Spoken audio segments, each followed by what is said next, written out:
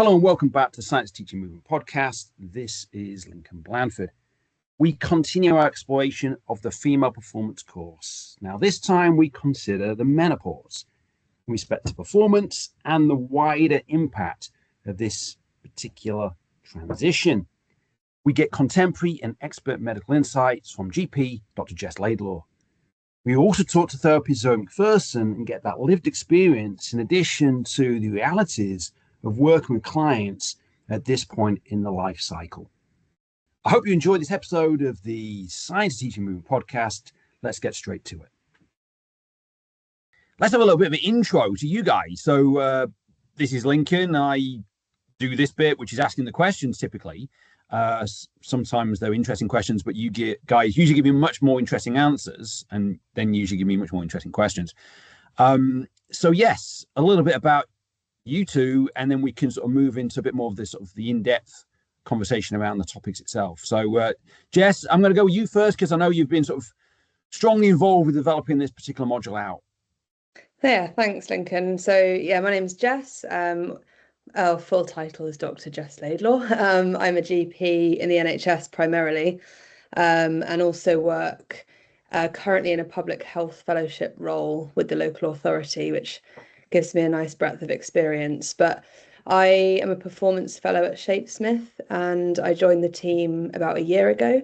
So I've been working with Jack to develop the modules within the female performance course, most recently the menopause module. So yeah, thanks for having me join today. No worries. Always good to talk to Jack as well. So he features strongly on some of the other episodes. So do dive into those ones to hear the wisdoms of Jack. So okay, excellent. And Zoe. Lincoln, thank you. Hey. So Matt asked if I wanted to come on this podcast, talk a bit about my experiences and the going through the perimenopause stages and training with him, and the experience I have with lots of other women who are going through similar. And in our club, we've got lots of ladies in their 50s, 60s as well, gone through that. My background is in the NHS, and then I'm a private healthcare therapist as well. So very interested in the movement and the training and how our hormones and cycles affect all that.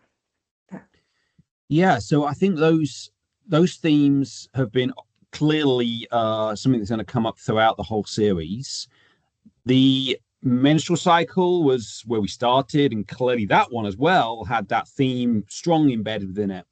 Some of the other topics, they were more sort of generic somewhat, but I think tonight is also another one of these where clearly we're dealing with something that's very much guided by this hormonal response, these different waves through a lifespan. So we're going to dive in. The menopause then. So what is it and how is it different from these other stages which I've been seeing? So perimenopause, you've mentioned already. And so where are we? Give us some definitions for what we're talking about to get us started. So I can start with this one. I think this is probably you, Jess. Yeah. Leave it to the GP. So, well, interestingly, menopause originally apparently comes from the Greek. Meno is month and pausis is stop. So kind of makes sense. And the menopause is diagnosed clinically when you've had 12 months without a period. And it's a period in the woman's life where the ovaries lose their reproductive function, and hence leads to the cessation, the stopping of periods. And in the UK, the average age is 51, but it's kind of considered normal if it's 45 to 55. There are a few exceptions to that, slightly different definitions, but I think for the purposes of today, that's kind of the key point in terms of menopause definition. And then the perimenopause, in contrast, is the stage leading up to that point where the periods stop completely and have done for 12 months. So the perimenopause is more when you start getting some changes in your cycle, but they're associated with menopausal symptoms, which I'm sure we will go on to explore a bit more today. And those range in symptoms are caused by changes in the estrogen levels and the declining progesterone levels in the female body. Okay, so we're getting this change in hormonal levels. We've got this sort of 12-month period of time that we're seeing as probably the key marker that we're moving through this particular towards this stage. And we're getting an average age of sort of about 51. You mentioned there sort of this could be younger as well. I have seen people having this much younger, but I guess that's reasonably rare. Yes, it's less common, and there are slightly different definitions for that. So if it's between 40 and 45 years, then it's termed as early menopause. And if it's before the age of 40, it's known as premature ovarian insufficiency. And the management is similar, but there are slightly different considerations if a woman reaches menopause earlier in life. And just to go back on something you said there, I think it's important to say that although we say 12 months without a period is the definition of menopause, the experience of those perimenopausal symptoms can last for years either side of the actual menopause point. So, and for some people, they actually go on well beyond the year of the menopause happening. So I think that's just an important point to clarify. Yeah. So there's a cessation for 12 months, but actually the influence of this change can be much more longer lasting. Yes, that's correct. Okay. And naturally, with anything, as soon as we start diving in, we discover there's much more levels of classification that these periods of time. So prior, yes, 12 months, but then it's another classification before that, another classification before that as well. So very aware of these things called classifications in what we're doing here. Okay. The markers then. So signs, I don't know if they're symptoms, markers. Let's call them markers for now. What are the markers that this is happening? So beyond the cessation of, I guess, a monthly cycle, what else are we seeing? So in terms of markers, I guess some people might think about tests, and actually we don't usually do any blood tests to diagnose menopause. There are certain hormone levels that are tested in rare circumstances, but usually, as I say, it's a clinical diagnosis, and some of the symptoms that the women can experience in the perimenopausal stage is kind of grouped into physical symptoms and psychological symptoms. And there's about 75% of women who do experience these symptoms. And thankfully, it's becoming much more widely recognized. And I think public awareness has really come a long way in terms of acknowledging those symptoms and talking about them. But some of the examples of physical symptoms would be changes in the period itself. So longer duration, shorter duration, heavier than previous, lighter than previous. And then you get the sort of probably the most commonly known symptoms like hot flushes and night sweats. Things like sleep can be associated, poor sleep can be associated. You can get vaginal dryness and increased risk of urine infections, tiredness, joint pains, muscle aches. There's a huge breadth of physical symptoms. And then psychologically, things like mood changes, irritability, impact on self-esteem and concentration, and lots of women report kind of brain fog symptom where they notice changes to their memory or difficulty kind of concentrating on things. So yeah, huge breadth of symptoms, and it's not difficult to think about how this could impact someone's training or their performance in the context of an athlete. Absolutely. And also if we're dealing with a particular age range, we're also going to be thinking that typically performance will be deteriorating at this point anyway, regardless of any of this. And also, just from being identifying I am a male, that with the decades passing, lots of the things you describe in there, I could also say, well, hang on, I can also relate to that just from maybe having been around a while and just the process of getting a little bit older. So yes, so I can see that there's a lot of different signs there. There's also this relationship with what do we sort of distinguish between, I guess, aging and then those associated with menopause. Okay, so multiple factors.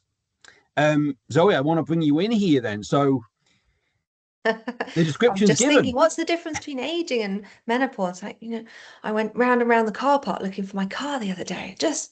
I had absolute that brain fog as a sudden, like, I actually cannot find my car. And my husband said, you're just getting older. I was like, no, that's not an aging. That is it's a real sudden change, But they are there. Some of the changes creep in, and other ones seem quite sudden. And certainly, I think between myself and my friends, some people, if you're very self-aware in yourself, sometimes those symptoms and signs, like Jess said, can come on really early. I can think certainly it was around 40, maybe 41 that I start to notice those changes coming in, which to me sounded really early. And my mom said, none of that, no, it's much later. You'll go through menopause much later. But actually, we're more self-aware quite often in our bodies and our minds sometimes, and we have more knowledge. It's more, everyone talks about the perimenopause before the menopause, and what those changes are going to be. But I definitely noticed things earlier on, and certainly among the ladies I train with, some of them have, started HRT very early on to help them to continue, and the symptoms, the brain fog, the insomnia, like, and the mood. And another thing that I was going to touch on is that kind of feeling of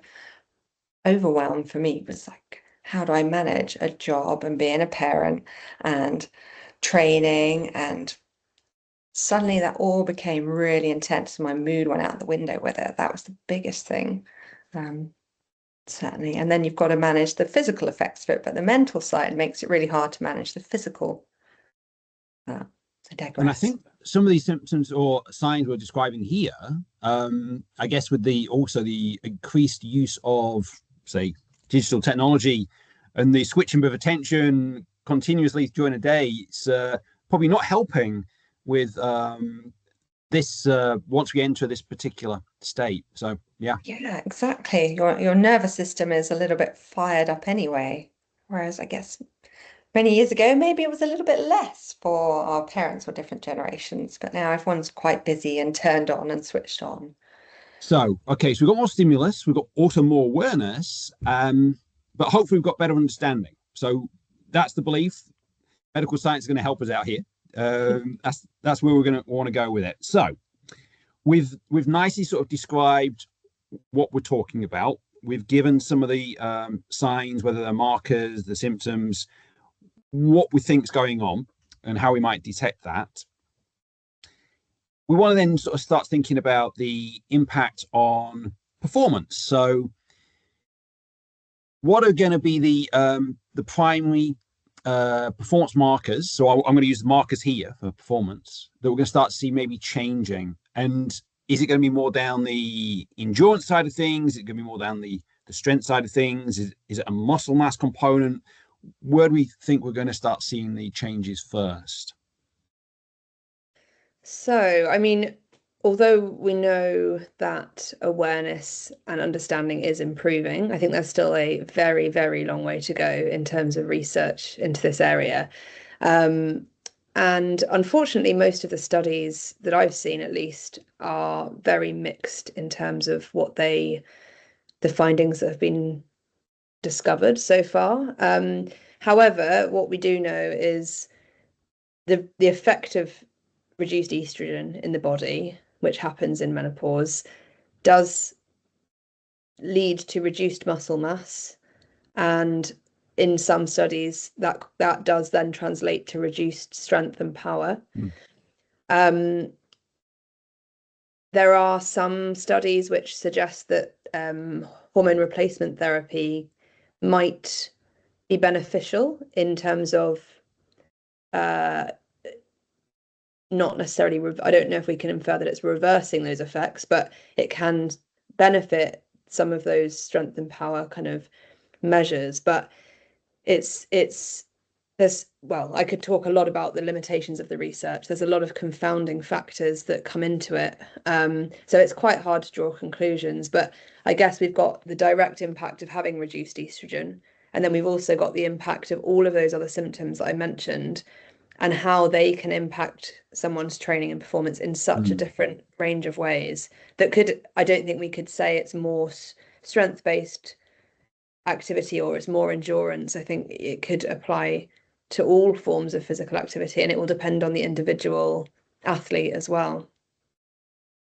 Some of those confounders, what were the things you thought, well, actually this study or this particular piece of research is so mixed that taking anything from it is difficult? I mean, what were some of the things you're seeing? Because again, in my research, I see this too. Just thinking what was coming up there.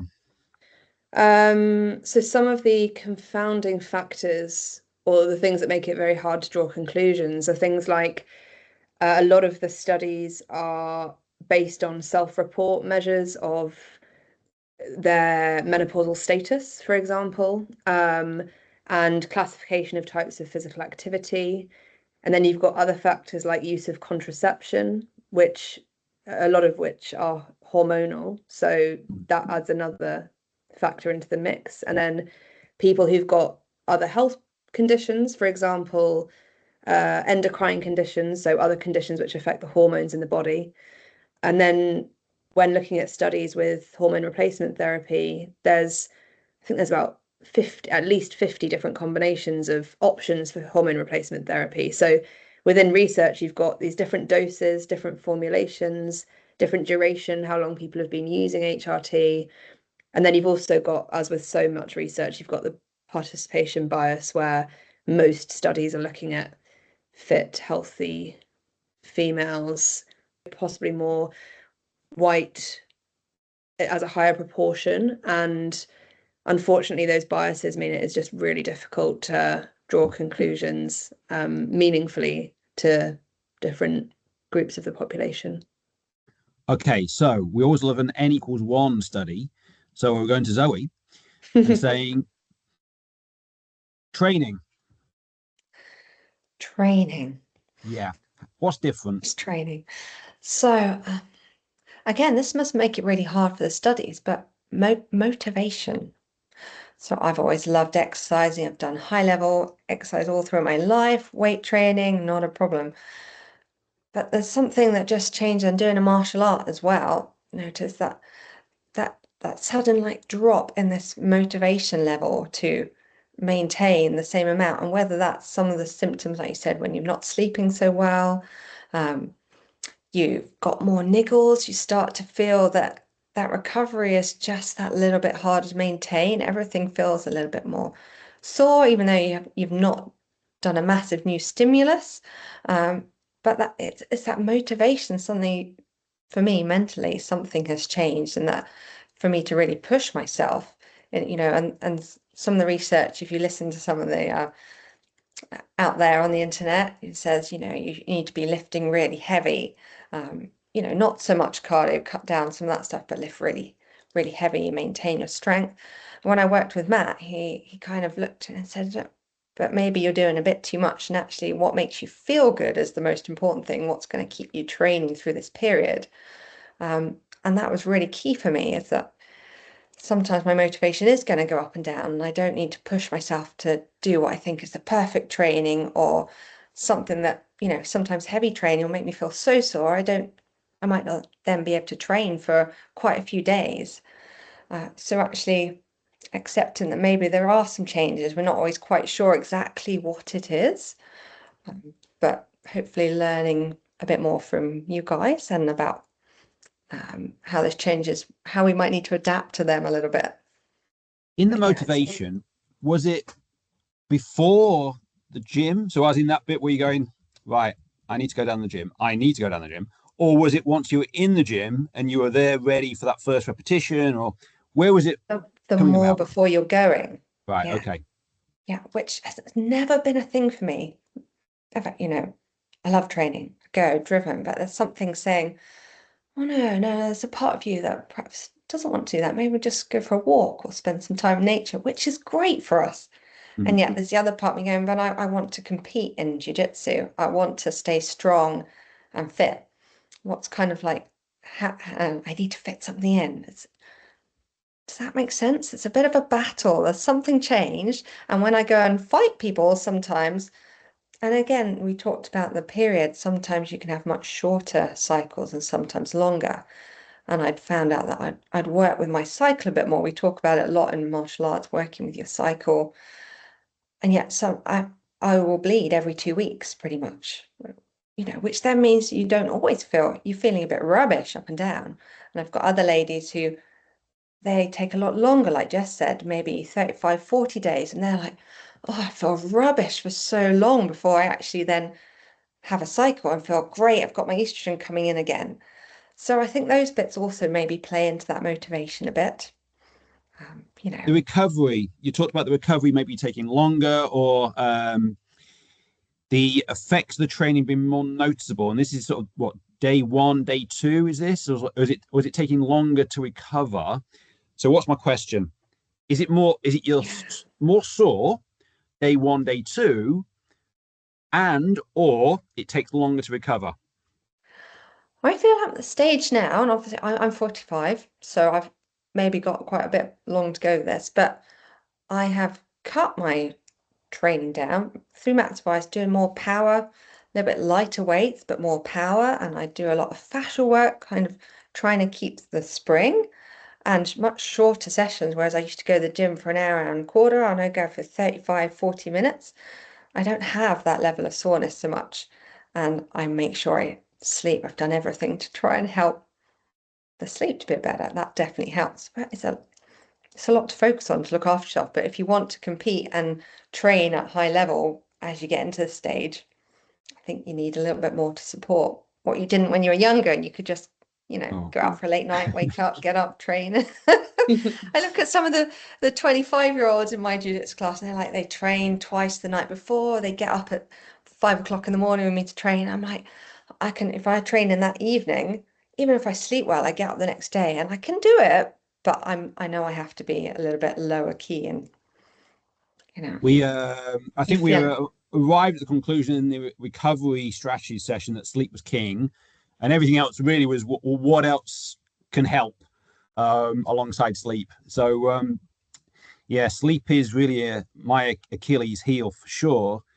All right, we're getting into management strategies here, and that's great because we're describing the research, and we like to base the whole series on the available research. But of course, we can only use the data we have. We can only ask the questions of the data that we can generate. So there has to be also the lived experience component to this as well. But we're getting into now the management side. We've explored some of the effects in terms of training. We've talked somewhat about recovery, but I'm going to come back and diving a bit more on other management strategies. So Jess, what else? So I guess from a GP point of view, I think of the management of the menopause in sort of there's three main strands in the way I think about it. And this is not specifically for athletes, this is just for any female who's experiencing this. So first is kind of lifestyle things, which I guess we've talked a bit about already. So, healthy lifestyle advice that we all know roughly what we should be doing, eating well, eating according to our needs physically, of what, if we're doing, tailored to our specific goals, I suppose. And then the physical activity guidance for, across all women is the same for those in perimenopause and menopause as it is for adults in general, which is the World Health Organization guidance. And there is a really, really good amount of evidence for the benefits of exercise for menopausal symptoms, particularly things like improving sleep and reducing hot flushes, and obviously boosting mood is a big one as well. The second strand, which I'm not going to go too much into today because it's kind of outside of my expertise, is alternative therapies. And that is something which there's, like I've said about lots of things already today, there's mixed evidence. And through my sort of NHS lens, we don't have enough evidence because there's not enough research to know which are the most effective or safe options in terms of alternative therapies. The big one for me, sort of day to day, is hormone replacement therapy. So obviously we've touched on that a bit, but I think it's really important for people to know, that it is an individual decision whether someone wants to explore that, and there are some individual reasons people may have where they don't feel it's right for them, or there may be clinical reasons why it's not safe for them to have, but for most people it is a very safe option, and there's some very good options available now, which for some people can be absolutely life-changing if their symptoms of the menopause are really impacting them day to day. So yeah, I could talk a lot about HRT, but I don't know how much we have time to go into the nitty-gritty of it today. Right. So you've nicely set up HRT. So this is going to be of great interest to me because there was a point I watched the news more than I do now. I had a television, so at that point in my life, I don't have one now. And I recall there were this being available. Then I recall there had been other stories around it which were not always positive. So I'm really keen to explore that in a moment to get where we are now in 2026 with this. You talk about alternative therapies. What are some examples of that, just so that we're sort of clear what we're talking about? So, as I say, my knowledge of it is quite limited because of what I do in the NHS, but I know there are certain supplements which some women find to be effective. There are also lots of other holistic therapies in terms of, physical therapies, which some women may find helpful for the physical symptoms like the joint aches, for example. Okay.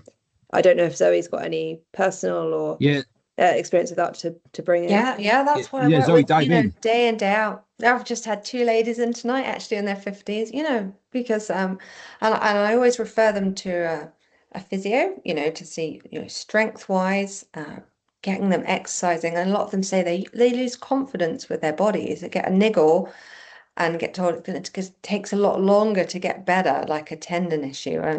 But actually, a lot of these women are like care of people. They feel quite stressed in their body, and that I work on massage and acupuncture, and actually if you've got a lot of tension in your body, the migraines, hormones, it's definitely all linked. We can't necessarily prove that, but people feel better with with touch to help to release some of that tension and to give them a little bit more confidence. Actually, their body can feel good. Helps with sleep as well, just relaxing the nervous system. So there's so many different therapies, like Jess said, out there, and not enough evidence for all of them. If something makes you feel better, helps you to sleep a little bit better, then I think that can be a good adjunct. So myself and my colleague, both going through perimenopause, she's a little bit older than me, we both said to each other, we need a little bit more treatment as well in our lives, and I certainly am able to keep up a better level of training, slightly better as a mum when I've had some nice relaxing treatment.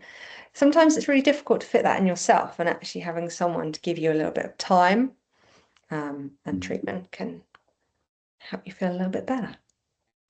Yeah. I get that. I think some of the things that we would do within Comera Movement Science, we have a number of different brands. Some of the things we do are, I'd say, evidence-led rather than evidence-based. Because what I see with them is clinicians who've got 50 years experience and they're using them and they're seeing results. However, if you go to the literature, you aren't going to find support for it in the way it's done. And well, what do? Say, oh, no, I can't do that. Even though it makes you feel good, I can't do that. That's difficult. However, if you're going to have an evidence-based approach, there's certain things you will need to exclude. So It's very tricky. Yeah. I think we're at a point with science is a great thing, but we can only depend on the data we have and the tools we have. So let's see what happens.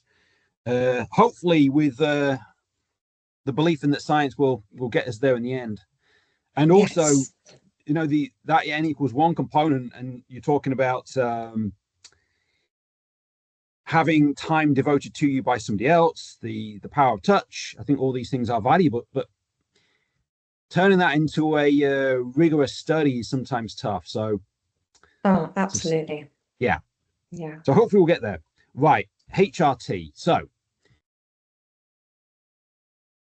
the bad stories, the good stories. Where are we now in terms of this thing called HRT? And I realize from what you've given me already, it's probably many different things rather than just one thing. So, okay, I'm ready.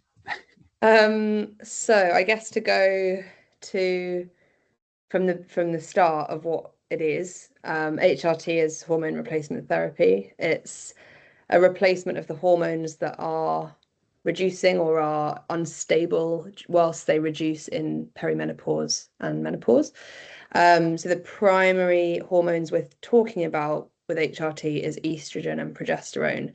However, testosterone is also becoming more widely used, particularly for women who have a loss of libido in menopause. The testosterone is more prescribed in kind of specialist clinics, but estrogen and progesterone is the bread and butter of what we do in general practice.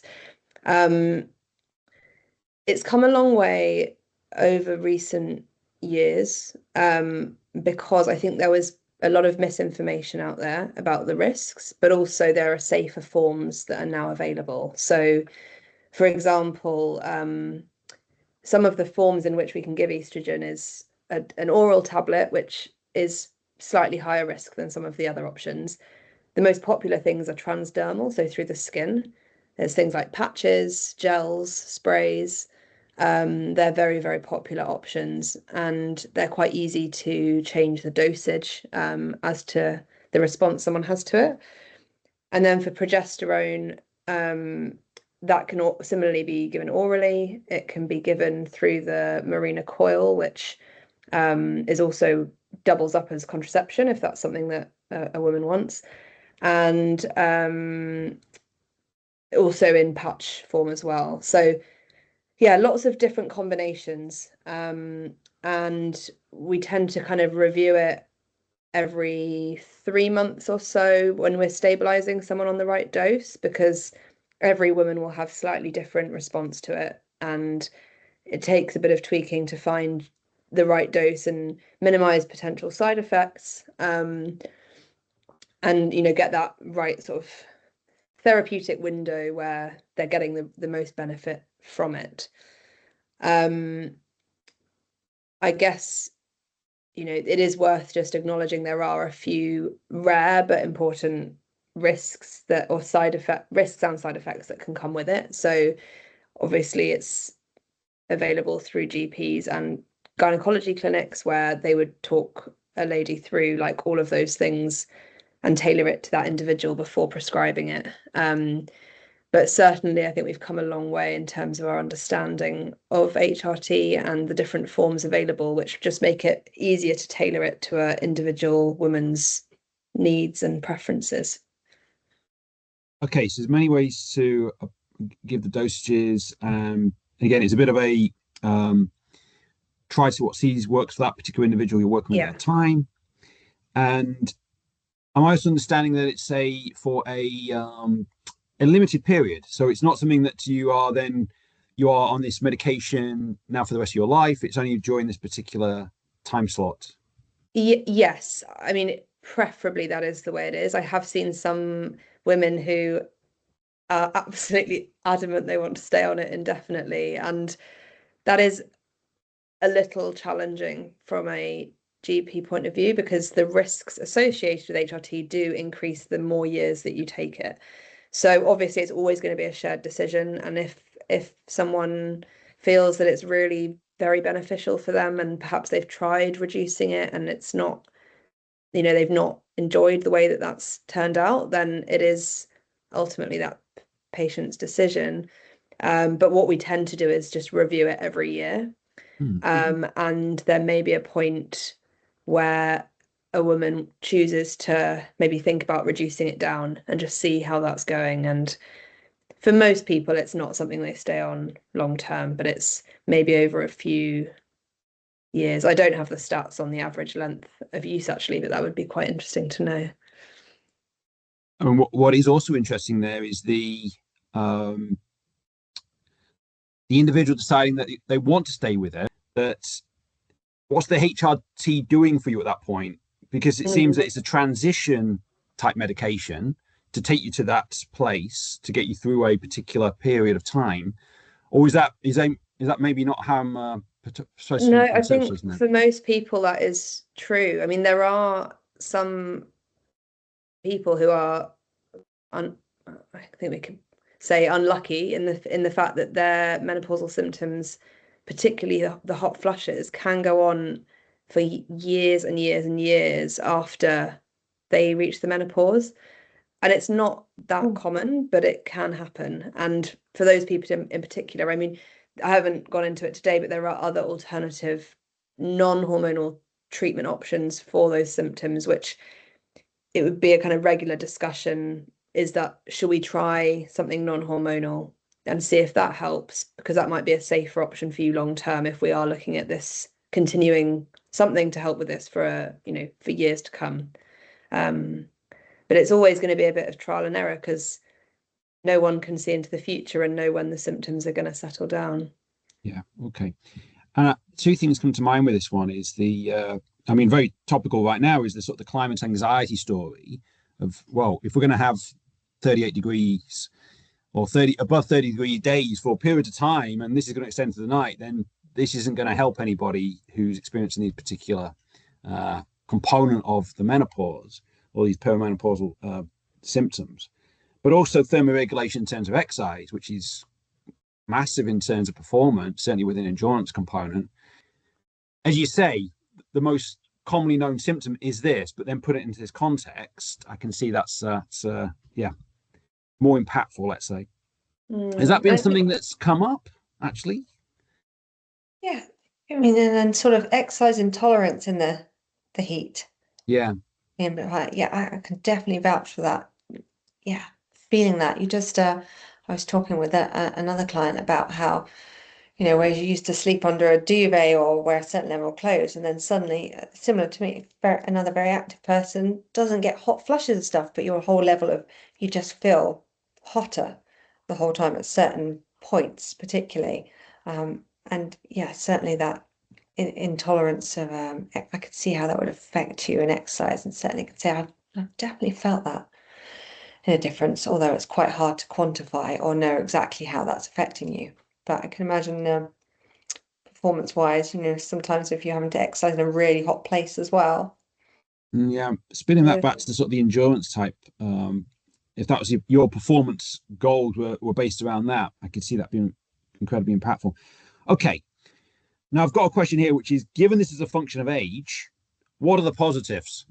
So what can we pull from this that's going, well, actually, the positives to this are, and you might be saying, well, actually, no, there aren't any. Zoe, do you want to take this one? It's telling Zoe, you to we slow can do down from and the lived accept your experience age. here. You can't keep up with the 20-year-olds. All right.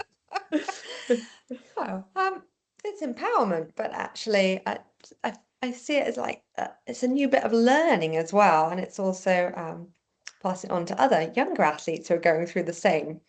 But there is something empowering about it, and learning about your body, and it's still good to train and continue that, because we know, as Jess said, exercise is so important for our lifestyle, and if it helps to manage your symptoms, I certainly I found the mood things really big, but actually I really think the exercise does help with a lot of that, and if we can get that across and help people to take on, physical activity is quite low, I think, overall, as a nation, but actually if it can really help to manage some of those symptoms as well.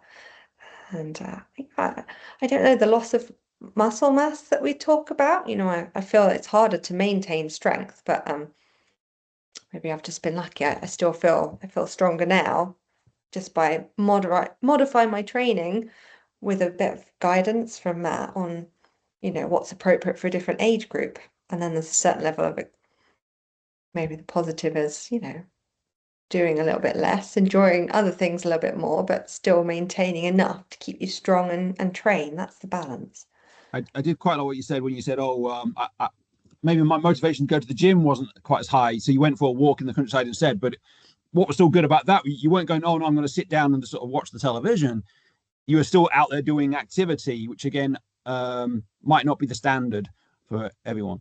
Okay, very good. Jess, anything you can give us in terms of positives on this one? Well, it's interesting what you said, Zoe, because I was just actually thinking the same thing that I do CrossFit myself, and there's been quite a few members who've joined who have joined because, well, I think one of the drivers of joining was as they were approaching the menopause, they knew the benefits of exercise, and maybe it had allowed them to reflect a bit more on their health, and they have joined from being possibly less active before. And actually, if it's a way for people to find movement where they haven't previously, I think that's a huge positive. And obviously, everyone ideally would be active throughout their lifespan, but it's certainly a positive that it might be, you know, people paying more attention to things they can do to improve their health around that time of life. Okay, that's good. So it's a transition period, and we're seeing this. Okay, well, if this is happening, then I need to do this, or I will do this because this is going to help. And it's then because the other benefits that come with doing physical activity, that's an improvement. Yeah, I get that. I was All going right. to say about kind of the positivity of, you know, there's more awareness, raising awareness about those cycle changes. And some of that is also, you know, a lot of that is going down into, probably no more, but the younger age groups, like more awareness. Oh, you know, well, there's certain times of my month cycle I feel stronger, and certain times when maybe I need a bit more rest. And I think we're just becoming more aware, and it's more talked about is a great thing. People come and talk about their experiences from that. I think it's positive for females all around and performance. So, Well, this is absolutely bang on with the female performance course, because what we're talking about now is that we're managing a different population, and a population that's different because of the things we're exploring here. And certainly the menstrual cycle, as you said, was why we kicked off the whole series with that particular topic. My final thing I've got here is across the series, we have typically asked the question, so what do we need to do different for females? And in this topic, it's, well, this is females. But we've got then still the sort of the hormones change that happen from males. So there is some sort of comparison here. And I guess we could relate to the change in muscle mass, maybe also the motivations. So some similarities, I guess. I did have this thought about, well, would we explore, well, how is this impactful for men? But actually, I'm not sure it's completely relevant. I think, do you mean in terms of impactful for men? Oh, not necessarily in terms of relationships or interaction with the other person who is the female, but more so in terms of the male as also going through hormonal changes at a similar point in their life. But I think the point could also be there is how we interact with any person. Yeah.